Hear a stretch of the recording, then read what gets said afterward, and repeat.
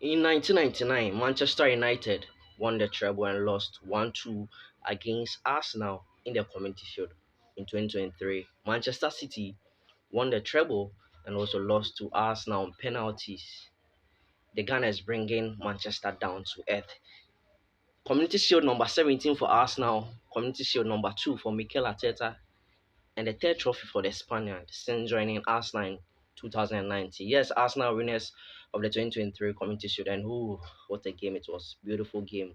Um, the first half, Arsenal dominated the larger amount of the game. Came back in the second half. Manchester City took over. Cole Palmer, 13 minutes from the bench, scored his first goal of the season from Manchester City. But then, with 8 minutes added on, and also an injury that delayed the stoppage time, Leandro Trossard found the net for Arsenal, the equalizer, through a deflected shot which came off Manuel Akanji.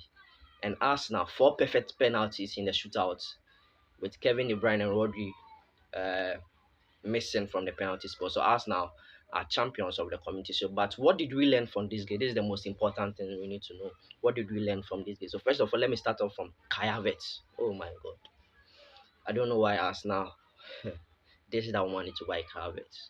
For me, I think that Nketiah should be leading the lines for Arsenal in the absence of Gabriel Jesus. Even last season when Gabriel Jesus was injured, Nketiah was good in front of goal. At least he was banging in the goals, the most important goals. Havertz has shown from Chelsea to Arsenal, even in the preseason games, the opportunities that he has been given. He was bad.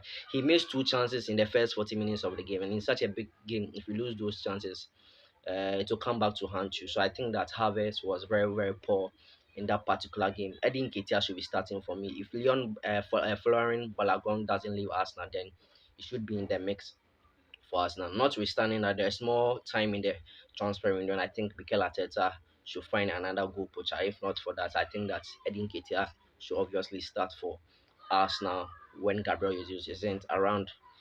Another player that was exceptional and superb on the day was Jurien Timber. He's so versatile. He played on the left side today. Alexander Zinchenko is obviously not fit to play in the first two games or three games in the English Premier League. And Jurien Timber going forward offered so much. Ball recoveries were perfect.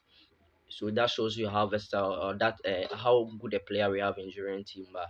He can play as a centre back, he can play as a left back, he can play as a right back, he can even play in the defensive midfield area. He was so exceptional for us now on the day. And I think William Saliba, if Arsenal is going to win the league title this season, William Saliba will prove to be a very good defender because last season, well, it was very obvious the games that William Saliba lost were got injured. Arsenal lost those games, so I think William Saliba has been exceptional. One other player we need to talk about is Thomas Partey. Oh my, Thomas Partey. My oh my, the guy is a leader, and I think that he has convinced Mikel Arteta that he's the one supposed to play in that role, in that number six role. But big ups to Mikel Arteta for playing Declan Rice and Partey in that six and eight role. I think that it was a good partnership. It reminded me of Granit Xhaka, especially when Declan Rice went forward. And I think that Thomas Partey should play in the six. Then going forward, um, Declan Rice should be played as eight, at least as a box-to-box midfielder to help Partey in there. Partey was very superb. His distribution of ball, his ball recoveries were very excellent in the game. So I think that's going forward. Mikel Arteta should retain Thomas Partey in the number six jersey. But then let's move on to Manchester City and let's talk about what I learned from their team. Cole Palmer, a youth talent, joined Manchester City at the age of 8. He's been through their youth ranks from under 18, under 21, and just a month ago, he helped England win the under 21 Euros Championship. So I think that Cole Palmer, with the absence of Riyad Mahrez, could be someone who could fit in perfectly for Manchester City going forward. I don't think Pep Guardiola should go out to get another right winger. I think that Cole Palmer should be in there. He's been very exceptional for the academy, and guess what?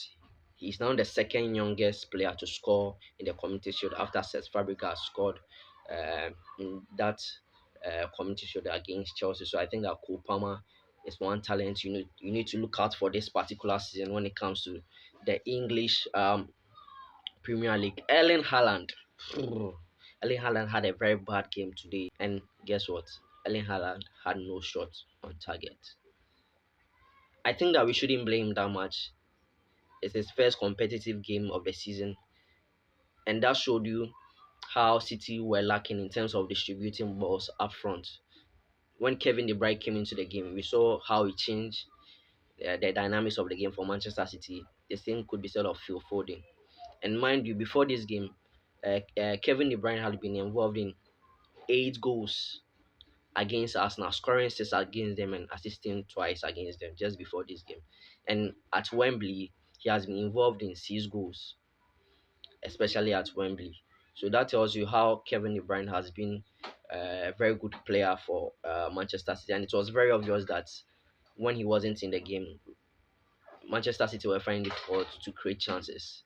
Especially Jack Grealish was also bad on the day. So I think that we shouldn't fault Erling Haaland too much. The distributions were in camera. And we all saw how Kevin De Bruyne changed the game for Manchester City. So I think this is the little things I learned from the game. Don't forget to subscribe to Sports Overlap. This is where you get all your sports updates and analysis. And also don't forget to comment, like, and share this video. I'll catch you another time in another video. Thank you.